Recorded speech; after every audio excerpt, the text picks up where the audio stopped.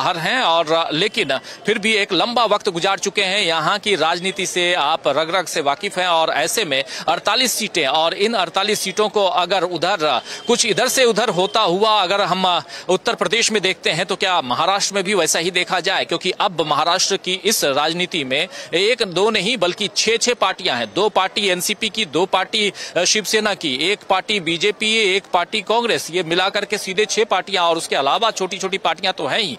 इन सब को देख लीजिए तो एक बहुत ही कड़ा मुकाबला यहां दिखाई दे रहा है। लेकिन फिर भी किसको एज है धनंजय जी?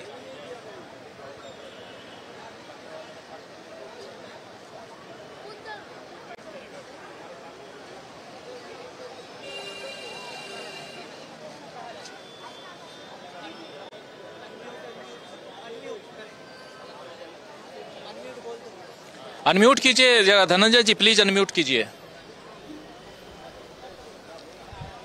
मेरी आवाज आ रही है? तो क्षमा करेंगे। महाराष्ट्र की मैं बोलूंगा राजनीति जो है उत्तर प्रदेश से ज्यादा टफ है बीजेपी। उत्तर प्रदेश से टफ इसलिए है कि महाराष्ट्र को जीतने के लिए बीजेपी ने कितने प्रयास किए, कितनी तिकड़म की, कितनी बदनामियां ली, वो सब आप लोगों के सामने हम लोग बहुत बार जिक्र कर चुके हैं कि शिवसेना को तोड़ा, शरद पवार जी को तोड़ा। और शिवसेना को तोड़ने का मतलब होता है अपने पुराने साथी को, जिस साथी के कंधे पे चढ़ करके आप महाराष्ट्र में भगवा फहराने का स्वप्न देखा था।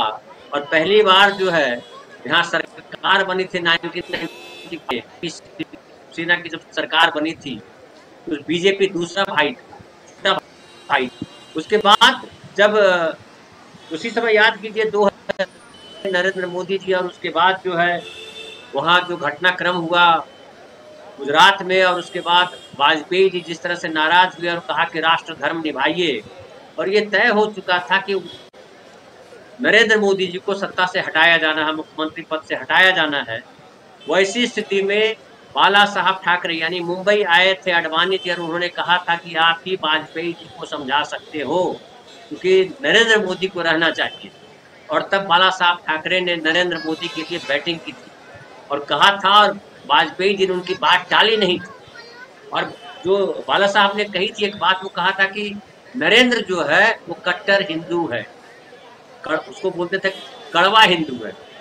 तो वो जो बचाया, और उसी नरेंद्र मोदी जी ने बाला साहब ठाकरे ने एक और जो है, जिसे आज सोनिया गांधी ने एक भावुक अपील की रायबरेली में और कहा कि मैं अपना बेटा सौंप रही हूँ, वैसे ही बाला साहब ने कभी दुर्गा पूजा की रैली में कहा था मुंबई में शिवाजी पार्क में कि मैं अपना बेटा, अपना उद्धव आपको सौंप रहा हूं।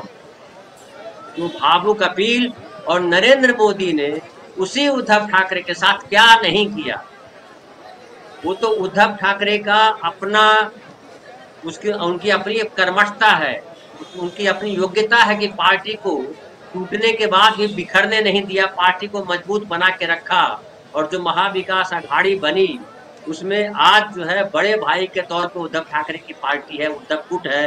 भले उनका चुनाव चिन्ह छीन लिया, भले उनका नाम छीन लिया, सब छीन लिया, लेकिन मशाल लेकर के जो उद्धव ठाकरे निकले हैं, तो मुंबई में ही देखिए, तो मुंबई में 6 सीटें, और मुंबई की 6 सीटों में 2 सीटों को छोड़ करके 4 सीटों पर उद्धव ठाकरे गुट का सीधा मुकाबला है शिवसेना गुट के साथ। और उत्तर मुंबई खास करके है, उत्तर मुंबई में पीयूष गोयल चुनाव लड़ रहे हैं, जहां कभी संजय निरुपम जीत करके आए थे, राम नाईक को हराया था उन्होंने, गोविंदा जीत करके आए थे। तो उसके बाद अभी जो है पीयूष गोयल लड़ रहे हैं। उसके बाद फिर देखिए उज्ज्वल निकम एक सीट से लड़ रहे हैं। फिर उज्ज्वल निकम जहां से लड़ रहे हैं, पूनम महाजन की सीट थी, वो पूनम महाजन जो प्रमोद महाजन की बेटी थी, उनसे वो सीट लेकर के उज्ज्वल निकम को दिया गया। और उज्ज्वल निकम एक चर्चित वकील रहे, और आपको याद होगा उन्होंने ही जिक्र किया था कि अजमल कसाब की जो है बिरयानी खिलाई जाती है, जो कि पूरी झूठ बात थी, उन्होंने इस बात का खंडन किया। तो महाराष्ट्र में जो अभी लड़ाई है बड़ा महत्वपूर्ण है, और मैं मानूंगा, मेरी तरफ से मुझे जो दिखाई पड़ता है कि इसमें महाविकास अघाड़ी को जबरदस्त एज है मतलब कई जगह ऐसी है जहां बीजेपी मुकाबले में भी नहीं है। मुंबई में भी कुछ ऐसी सीटें हैं जहां मुकाबले में नहीं कहा जा सकता है।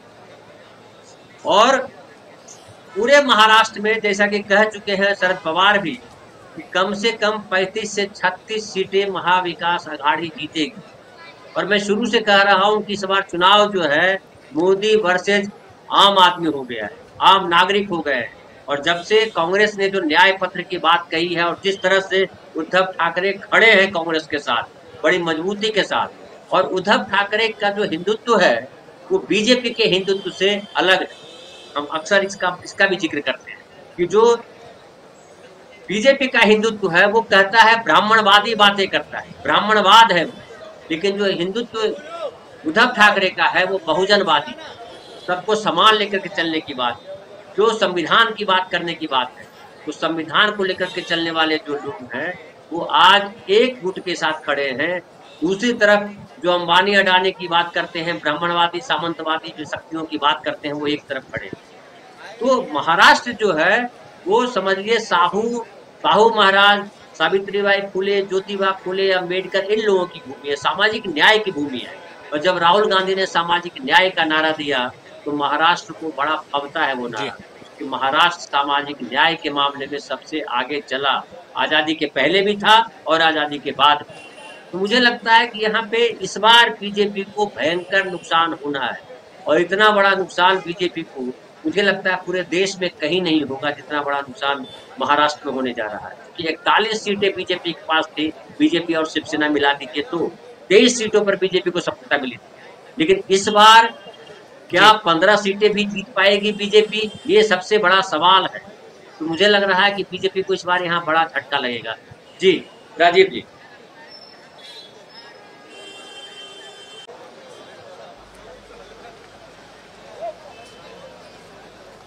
मुद्दों का अभाव तो है ही, क्योंकि मुद्दे पे ये रहे कब, ये मुद्दों की राजनीति कब की इन्होंने, इनकी राजनीति तो भावनात्मक राजनीति है, और उसी भावनात्मक राजनीति का असर है कि आज मैं पूरा अमित शाह जी गिना रहे थे, हमने इतने खाने बना दिए, इतना घर बना दिया, इतना ये कर दिया, इतना वो कर दिया, कुछ 65 करोड़ लाभार्थी बना दिए, 60 करोड़ लाभार्थी बना दिए। लेकिन आप लाभार्थी बनाए तो उस पर क्यों नहीं बात कर रहे हैं? आप घूम फिर करके हिंदू मुसलमान पर चले जाते हैं, क्योंकि ये देश को उसी लेवल पे बनाना चाहते हैं। और देखिए उद्धव ठाकरे का छिटकना भी जो है ना बहुत इनके लिए घातक साबित कैसे होगा ये मैं बताऊंगा आपको। अभी जो बता रहे थे अनिल जी भी कि ठाणे और आप कल्याण की बात कर रहे थे, ठाणे जो है इनका इलाका माना जाता है शिवसेना का पुराना गढ़, और वहाँ पे बड़े प्रभावी आज हैं शिंदे साहब जो वहाँ के थे जब शिवसेना के नेता थे तब। लेकिन जब शिवसेना दो पार्ट में हुई, शिंदे अलग हो गए, तो राजन विचारे जो वहाँ के सांसद थे वो उनके साथ नहीं गए। राजन विचारे अलग है और शिवसेना की तरफ से वो लड़ रहे हैं, तो शिवसेना वहाँ ज्यादा मजबूत है, एक नाथ शिंदे की वहाँ मजबूती नहीं है। फिर कल्याण सीट की बात करिए जहाँ से इनके बेटे लड़ रहे हैं श्रीकांत शिंदे। कल्याण सीट पे 6 विधानसभा है, 6 विधानसभा में 3 बीजेपी के पास है, एक जो है शिवसेना के पास, एक कांग्रेस के पास और एक जो है एनसीपी के पास। लेकिन हालत ये है कि वहां बीजेपी के लोग वो सीट चाहते थे, बीजेपी को सीट नहीं दी गई, लेकिन बीजेपी के लोग नाराज हैं। और कोई ताज्जुब नहीं कि जब श्रीकांत शिंदे के बेटा वहां हार जाए कल्याण में चुनाव, ये भी समझ लीजिए। अब मुंबई और कल्याण ठाणे की जब बात की जाती है तो हमेशा कहा गया कि यहाँ शिवसेना मजबूत है, और दूसरी पार्टी अगर कोई उभर के आई यहाँ पे तो कांग्रेस रही। मुंबई में जो बीजेपी को सीट मिलती रही उसमें बड़ा हिस्सा माना जाता है जो गुजराती और राजस्थानी और उत्तर भारतीय वोटर है, उनकी वजह से बीजेपी की मजबूती है। और खास करके उत्तर मुंबई की बात करते हैं तो राम नाईक जीतते रहे, फिर जो है गोपाल शेट्टी जीतते रहे, हालांकि राम नाईक भी हारे। उसके बाद जो है जो प्रमोद महाजन की बेटी पूनम महाजन जहां से चुनाव जीती, वो कभी सुनील दत्त का इलाका हुआ करता था, नहीं क्षमा करेगा, सुनील दत्त का इलाका नहीं था। सुनील दत्त का इलाका जो है वो जहाँ संजय निरुपम लड़ना चाह रहे थे, जहाँ से जो है अमोल कीर्तिकर जी को दिया गया टिकट। अब अमोल कीर्तिकर दिया गया और वायकर जी को टिकट दिया गया है इनकी तरफ से। अब सोच लीजिए रविंद्र वायकर 2 दिन पहले ही बयान दिया था उन्होंने कि हम तो मजबूरी में आए हैं, तो जेल नहीं जाना था। तो ज्यादातर जो शिंदे गुट के साथ जो लोग हैं तो वह जो जेल से बचना चाहते थे, यानी शिवसेना का जो कोर वोटर है वो अभी भी के साथ, और इसका कि पूरी मुंबई में पिछली बार 6 की 6 सीटें बीजेपी गठबंधन को मिला था। इस बार अगर एक सीट भी अगर आ जाती है मुंबई में तो बड़ी खुशी मनाना चाहिए हमें। तो पीयूष गोयल की सीट थोड़ा सा मुझे लग रहा है कि वहाँ कांग्रेस का कैंडिडेट उतना मजबूत नहीं है, लेकिन सीटें राहुल जहाँ खड़े हैं, अनिल देसाई वहाँ लड़ रहे हैं, राहुल से वाले पिछले जो है एमपी थे वो सिंधे गुट में चले गए, तो जाहिर है सिंधे गुट का वो प्रभाव मुंबई में नहीं। तो मुझे लग रहा है कि इस चुनाव बीजेपी के लिए वो लैंडस्लाइड डिफीट के तौर पे याद किया। और याद कीजिए जो वाजपेयी जी का समय था, साइनिंग इंडिया का नारा दिया गया था और सोनिया गांधी आई थी और पूरा साइनिंग इंडिया बदल गया था, इंडिया दूसरी तरह से चमकने लगा था, वही इस बार दिखाई पड़ रहा। अभी रायबरेली में जब सोनिया गांधी उतरी और उन्होंने भावुक अपील की कि मैं अपना बेटा सौंप रही हूँ, और जिस तरह से अखिलेश साथ खड़े हैं और जो रैली में जिस तरह से भीड़ आई, आप मतलब जहां भी देखिए राहुल इस तरह से बात कर रहे हैं संविधान को लेकर के, सामाजिक न्याय को लेकर, उसके अलावा जो गरीबों को 1 लाख रुपए देने की बात की जा रही है, वो तमाम बातें आम आदमी कर रही है।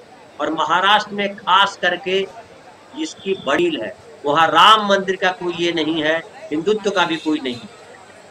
अब एक जो जिसकी वजह बाला साहब ठाकरे एक बहुत बड़ी वजह थी महाराष्ट्र में, समझिए इस बात, और सबको समझना चाहिए महाराष्ट्र में जो बीजेपी थी उसमें बाला साहब ठाकरे की बड़ी भूमिका थी।